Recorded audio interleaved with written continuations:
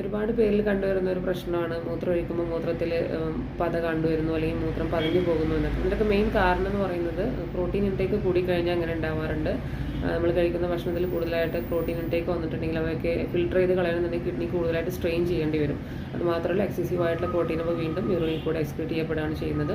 പിന്നെ ഒരു കാരണം എന്ന് പറയുന്നത് ഡീഹൈഡ്രേഷൻ ആണ്. നമ്മൾ വേണ്ടത്ര രീതിയിൽ വെള്ളം കുടിച്ചില്ല എന്നുണ്ടെങ്കിലും ഇങ്ങനെയുള്ള കാരണങ്ങൾ ഉണ്ടാവാറുണ്ട്. നോർമലായിട്ട് യൂറിൻ്റെ കളർ പെയിൽ യെല്ലോ ആണ്, അപ്പോൾ ഈ സമയത്ത് ഡാർക്ക് യെല്ലോ ആയിട്ട് കാണപ്പെടുന്നു.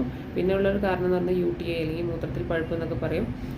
അങ്ങനെ ഉണ്ടാകുമ്പോഴും നമ്മളെ മൂത്രത്തിൽ ചിലപ്പോൾ ബ്ലഡോ അല്ലെങ്കിൽ പസ് കാണാറുണ്ട്, അല്ലെങ്കിൽ മ്യൂക്കസ് ത്രെഡ്സ് ഒക്കെ കാണാറുണ്ട്. ആ സമയത്ത് യൂറിൻ ഒന്നുകൂടെ തിക്കായിട്ടാണ് കാണുക.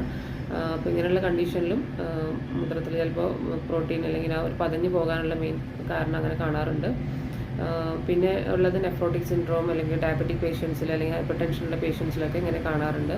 നമുക്ക് ഹോം റെമഡി ആയിട്ട് നമുക്ക് വേണമെങ്കിൽ ലെമൺ വാട്ടർ ഉപയോഗിക്കാവുന്നതാണ്.